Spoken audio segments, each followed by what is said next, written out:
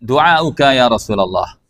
Faqal, wallah innaha la da'wati li ummati fi kulli salah. Wallah innaha la da'wati li ummati fi kulli salah. Sebuah hadis sama seperti hadis yang mengajarkan kita untuk berdoa, Allahumma innaka afuwun tuhibbul afwa fa'fu anni, itu dari siapa jemaah? Dari Aisyah radhiyallahu anha.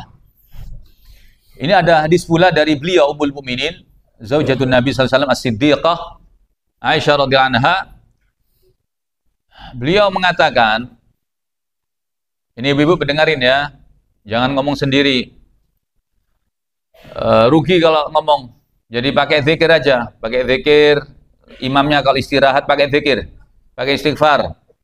Hanya ucapan Allahumma innaka afuwun tuhibbul afwa fa'fu anni.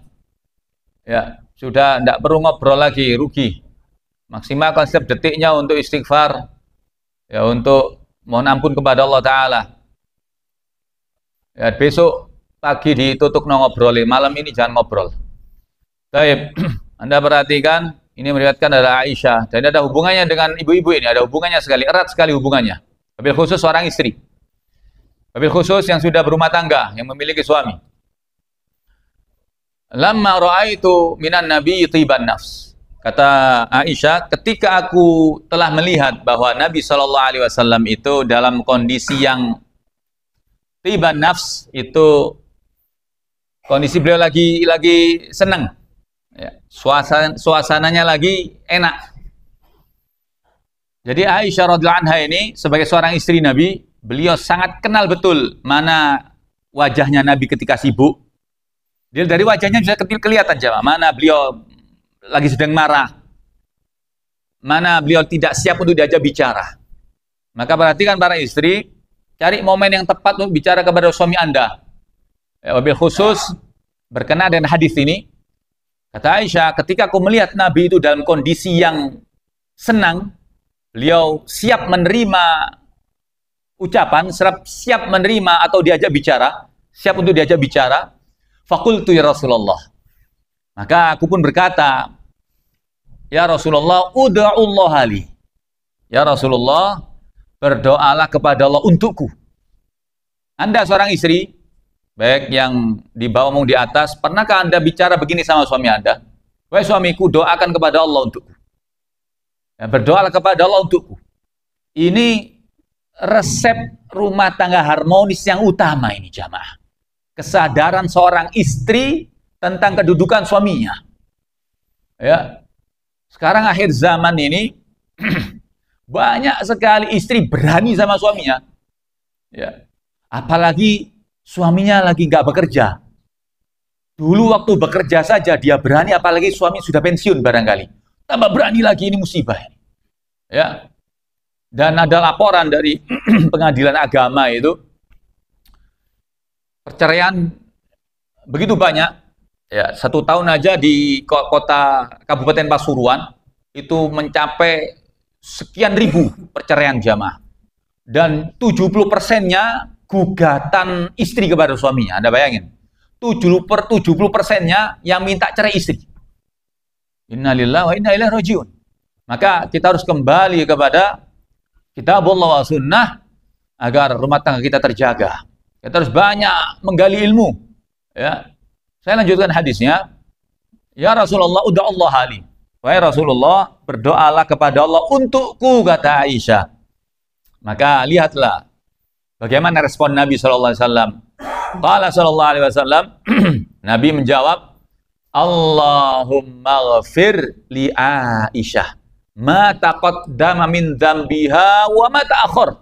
Ya Allah, ampunilah dosa Aisyah yang lalu maupun yang akan datang. Ini suami dengerin. Ya, jangan nafsi-nafsi hidup ini. Anda punya istri, doakan istri Anda. Ya, doakan. Tiru doanya Nabi ini, sebut namanya. Nabi ini nyebut namanya Aisyah. Allah maghfir li Aisyah. Istri Anda siapa namanya? Sebut namanya. Mintakan ampun kepada Allah Subhanahu wa taala. Ini penting sekali, yang ini sudah mulai hilang sunnah semacam ini. Ya. Nafsi-nafsi yang suami nggak ngurus istri, istri nggak ngurus suaminya, bencana sudah. Nah, maka kata Nabi, Allah maghfir li Aisyah ma taqaddama min dzambi wa ma ta'akhkhar wa ma asarrat wa ma a'lanat. Ampuni juga ya Allah perbuatan dosa dari Aisyah yang tersembunyi maupun yang nampak. Anda bayangin, Aisyah ini wanita suci jamaah. Ketika ada haditsul ifki, ada berita bohong, tuduhan terhadap Ummul Mukminin Aisyah, maka yang bela itu Allah Ta'ala. Turun ayat dari langit bela Aisyah untuk mensucikan namanya. Ya. Wanita yang suci, yang bersih, yang cerdas, istri Nabi, dinikahkan oleh Allah Ta'ala kepada Nabi SAW. Nabi mimpi 2 kali ya, melihat Aisyah dalam mimpinya. Ternyata dia adalah bintu As-Siddiq, putrinya sahabatnya Abu Bakar As-Siddiq. Dan itu Allah yang memilihkan. Bayangin, Nabi masih mendoakan wa ma asarrat wa ma alanat. Ampuni dosa Aisyah yang dilakukan secara sembunyi maupun yang terang-terangan ya Allah. Kemudian fadhahikat Aisyata, maka Aisyah radhiyallahu anha itu ketawa hatta saqata ra'suha fi hijrin Nabi. Ini ngomongnya nggak berjauhan jamaah, ya, nggak seperti kita, istri di dapur, suami di ruang tamu. Bah, dungakno bah. Ya. Yo, jarak jauh enggak. Ini Nabi ini dempet sama Aisyah dempet, lungguh jejer. Ya, lihat kata hadis ini, ketika didoakan oleh Nabi Shallallahu Alaihi Wasallam, dhahikat Aisyah radhiyallahu anha. Aisyah ini ketawa. Kenapa ketawa? Kemudian saking senangnya jamaah, hatta saqata ra'suha fi hijri Nabi SAW, sampai kepalanya Aisyah ini jatuh ke pangkuannya Nabi. Anda bisa bayangin nggak ini? Jadi keharmonisan Rasulullah dan istrinya. Jadi saking senangnya ketawa sampai kepalanya Aisyah itu sampai jatuh ke pangkuannya Nabi. Minad dhahik, dari ketawanya itu. Saking senangnya didoakan Nabi langsung seperti semacam itu. Ya nanti ya praktek lah pulang doakan istrinya. Langsung nunggu cecer atau ditungakno. Ya, wis akhir zaman ini wis niru Nabi aja, selamat jamaah. Ya, saya ulangi. Saya kasih tambahan. Bencana rumah tangga itu ya terjadi di akhir zaman ini karena faktor-faktor eksternal terutama. Maksudnya apa? Tayangan-tayangan di televisi, tayangan-tayangan di HP Anda, ya terutama drakor, ya, itu merusak rumah tangga itu. Hati-hati ya, seorang wanita ketika melihat drakor, hijab rasa malunya hilang. Nah, dia ditampakkan orang-orang ganteng Korea yang lagi kafir itu, ya, jadi idola. Jadi di otaknya ada namanya aktor-aktor kafir itu sudah, di dalam hatinya masuk sudah. Jadi ngelok bojone belenger karena ngelok aktor-aktor Korea sing ganteng-ganteng itu. Ingat mereka kafir, jamaah. Merusak rumah tangga Anda itu. Yang laki pun begitu. Melihat artis-artis yang cantik Korea-Korea itu. Ngelok bojone belenger. Ini rusak karena itu. Maka tutup pintu itu.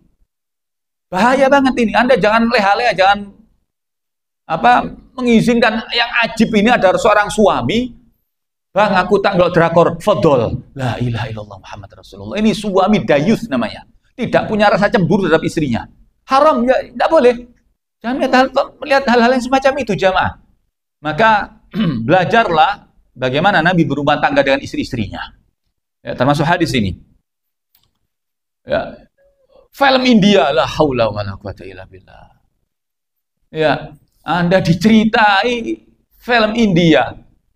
Film apapun, dari bangsa apapun. Kalau tidak ada ilmu di dalamnya, tidak ada kitabullah sunnah, tinggalkan. Tinggalkan jamaah. Tidak zaman ya, apalagi sudah tua-tua ya. Wis gano, Anda kok ditekani malaikat maut, nehi-nehi angel itu. Ya. Kita perlu la ilaha illallah Muhammad Rasulullah, bukan yang lainnya. Hah? Jadi hati-hati. Ini penting nasihat untuk anak dan antum semuanya.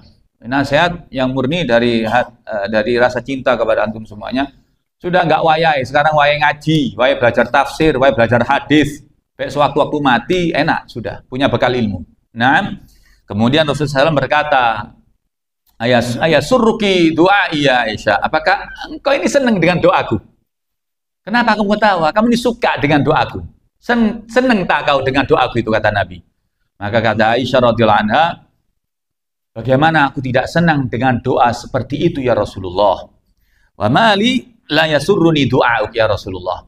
Maka faqala Rasulullah sallallahu wallahi innaha la da'wati li ummati fi kulli shalah. Demi Allah, wahai Aisyah, aku juga mendoakan umatku seperti itu di setiap kali aku sholat.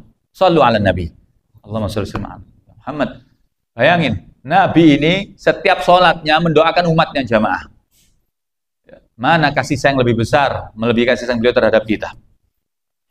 Kita aja sholawat kadang-kadang arang-arang, jarang-jarang. Ya. Ini Nabi setiap sholatnya mendoakan umatnya, termasuk kita di dalamnya.